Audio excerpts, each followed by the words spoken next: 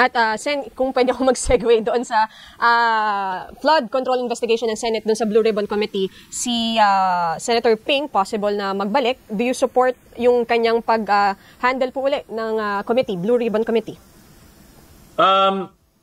Unang si Senator Ping talaga nag-isiwalat ng mga modus operandi ng mga tiwaling DPWH official through his privilege speech. Makikita naman natin na siya talaga lahat nagbigay ng impormasyon Sino, diba, yung mga sila Alcantara at Hernandez, kung saan, ano ba yung modus operandi, pati dokumento nakita niya. Kaya para sa akin, dahil malalim na yung kanyang knowledge dito, mas maganda siya na mag-lead, no? Dahil advanced na yung kanyang information kumpara sa aming lahat, no? So mas maganda siya na rin mag-lead.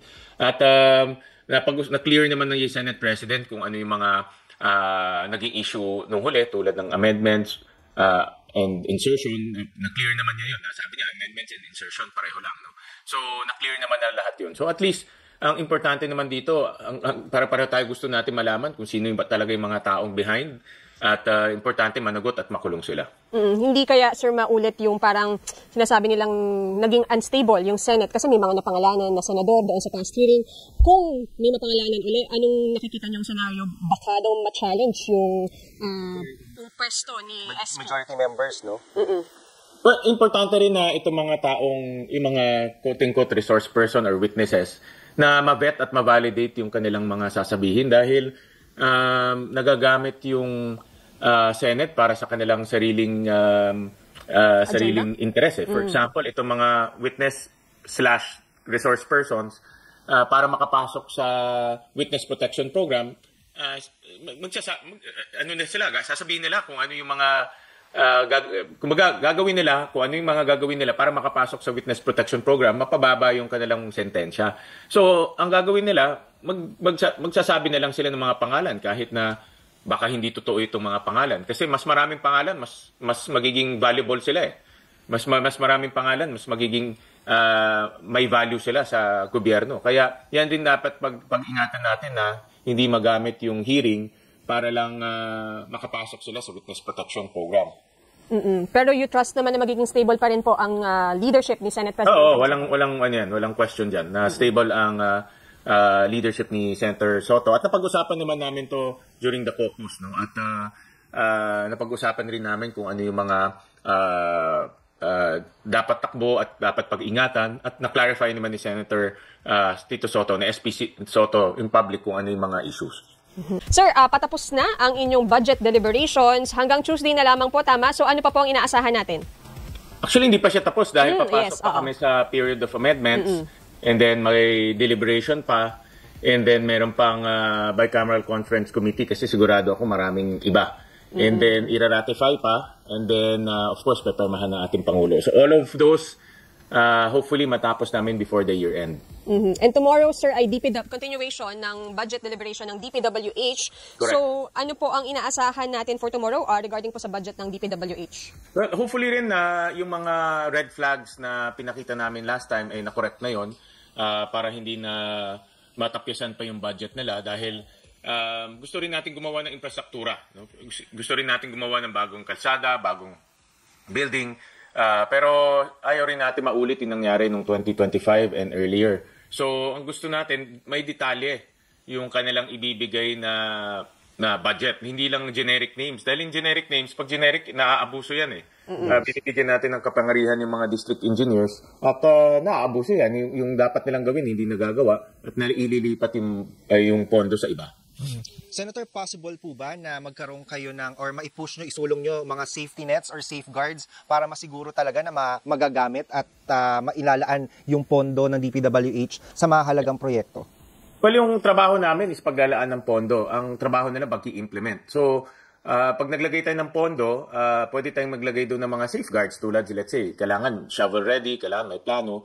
Pero at the end of the day, sila rin ang mag-i-implement ito. So kung talagang wawala hiyan nila yung pag-i-implement o pag-aabusuhin nila yung pag-i-implement, hindi na natin makokontrol. Kami sa Senado, hindi na namin makokontrol. Makikita na lang namin yan sa dulo na. So, importante pa rin yung reformang ginagawa sa loob ng DPWH para hindi maabuso yung pag-i-implement ng project. Opo, si Pangulong Marcos Sen, ang sinabi po, 30 to 45 billion pesos Yan, yung matitipid. Opo, kung ibababa yung presyo ng construction material sa basic services. Yes. Na-bring up nyo rin po sa hearing, may mga overpriced na items. Anong reaction nyo po dito? Well, consistent doon sa bring up namin sa hearing, yung sinabi ng ating Pangulo, pareho nga yung aming, diba, ang ini-estimate ng Senado, magtapyas na across the board between 15 to 20%. So, ang sabi ng ating Pangulo, about 30%. So, more or less, nasa ganun vicinity. Bottom line is, parehong nakita ay overpriced, no? Meron Or talaga. expensive, diba? So yun ang isa rin pag-uusapan namin bukas, para pag overpriced kasi ginawa nating batas, siguradong gagastusin nila yun, overpriced na yun. So, importante na mapag-usapan yan. At kung hindi ma-justify, tatapesin talaga namin yan across the board.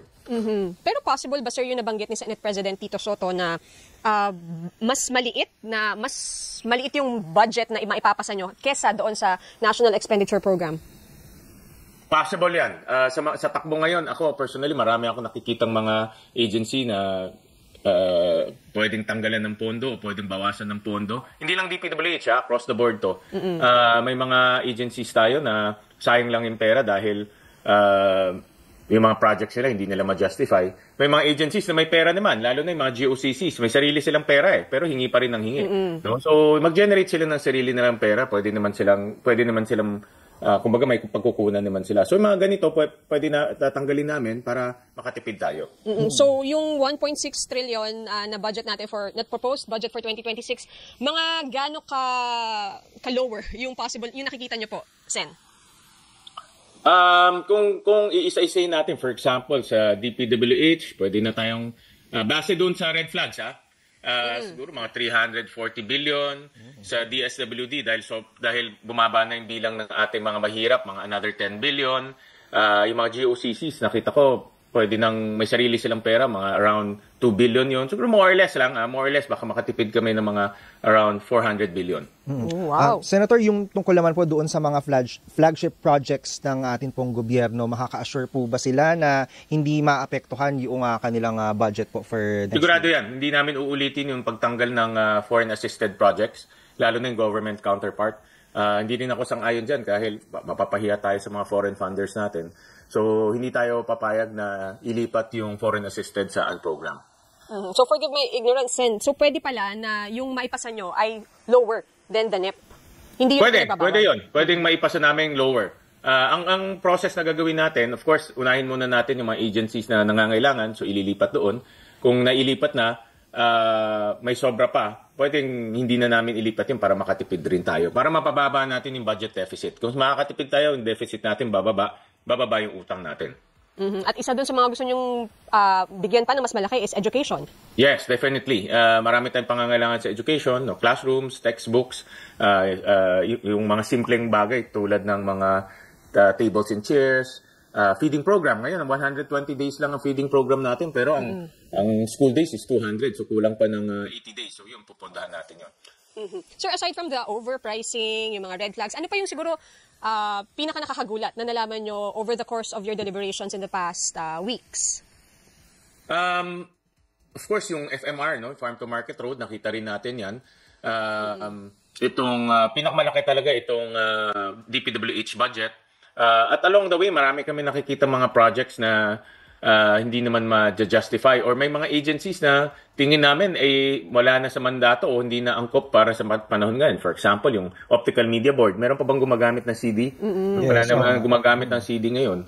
So, meron tayong agency na nagre-recruit ng volunteers pero 50,000 lang yung volunteers na recruit nila. So, may mga ganyan agencies na pinupunduhan natin pero wala na sa mandato. Sabi niyo, sir, nung hinir yung budget ng Optical Media Board, you'll study kung dapat pa nga ba silang mag-stay. Pondahan, kailangan naman i-abolish na. Anong Senator? update doon? Pinapasubmit namin, nag-submit na sila, so pinag-aaralan namin ngayon yung study nila.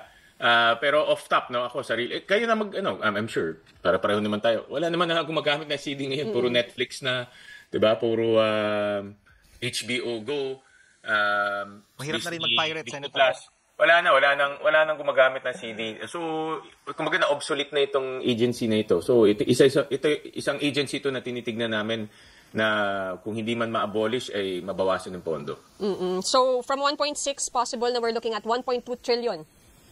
In terms of budget deficit, pwede Na yun. ma-approve po. Oo. Pwede yun. Pwede. So far. Depende yan bukas sa justification ng DPWH dahil kung hindi nila ma-justify, talagang tatanggalan namin ng pondo.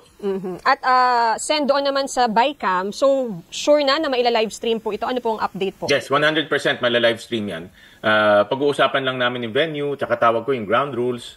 Ano ba yung pag-uusapan namin? Kasi first time mala-live stream to, typically internal meeting to. So dapat mapag-usapan namin mabuti yung ground rules para hindi rin maging magulo. Isipin mo, may mga members, kasi hindi lang naman chairman yan, may mga members. So ayaw natin rin na habang nagbabaycam tayo, lahat ng members gusto magdagdag, gusto ganito, gusto ganyan. Hindi tayo matatapos dahil lahat ng members may gusto talaga eh. Previously, Sen, may mga nagsabi na yung BICAM baka maging performative na lamang. Pag-uusapan, di umano, yung points behind closed doors, tapos yung i-air na lang live ay baka scripted na. Ano pa masasabi nyo doon? Yung mga nagsasabi niyan, pumunta na sila sa website, kunin nila yung mga dokumento at pag-aralan na nila yung dokumento dahil hindi magfa-function yung BICAM kung walang dokumento. So, lahat ng pag-uusapan namin na si dokumento. So, kahit na mayroon kaming internal meeting, assuming meron na. Kasi, pag-uusapan talaga namin yung venue, pag-uusapan namin kung sino magbabayad, yung mga ganyan. Mag-uusap talaga kami kasi hindi naman pwedeng hindi kami mag-usap tapos BICAM talaga. Mag-uusap talaga kami. That's to be honest about it.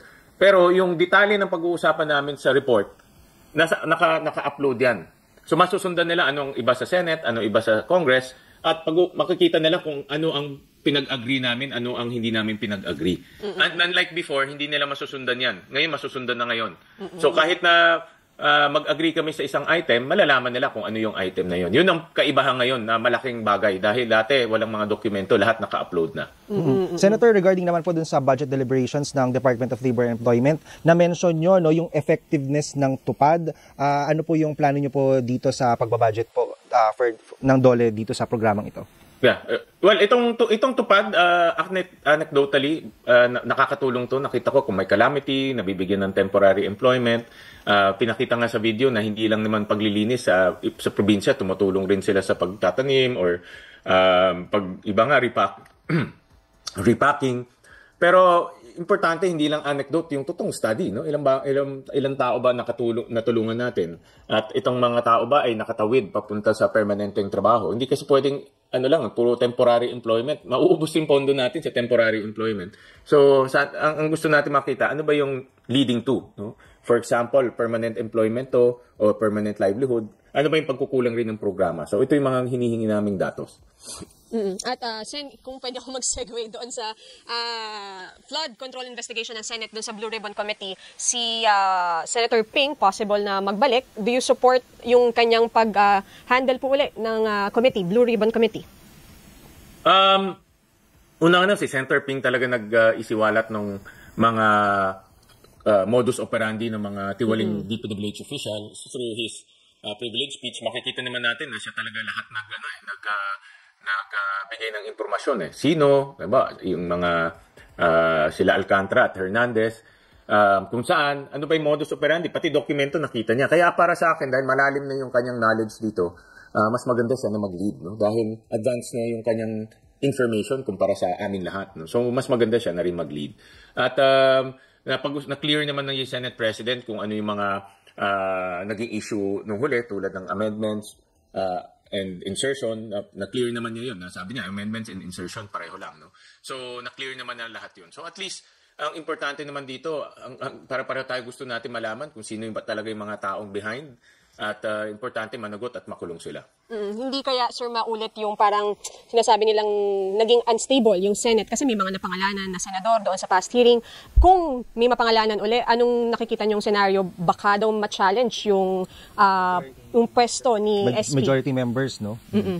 Well, importante rin na itong mga taong, yung mga quote-unquote resource person or witnesses, na ma-vet at ma-validate yung kanilang mga sasabihin dahil nagagamit yung Senate para sa kanilang sariling sariling interest. For example, itong mga witness/resource persons, para makapasok sa witness protection program, sasabihin nila kung ano yung mga gagawin nila, kung ano yung mga gagawin nila para makapasok sa witness protection program, mapababa yung kanilang sentensya. So, ang gagawin nila, magsasabi na lang sila ng mga pangalan kahit na baka hindi totoo itong mga pangalan. Kasi mas maraming pangalan, mas magiging valuable sila eh. Mas maraming pangalan, mas magiging may value sila sa gobyerno. Kaya yan din dapat pag-ingatan natin na hindi magamit yung hearing para lang makapasok sila sa witness protection program.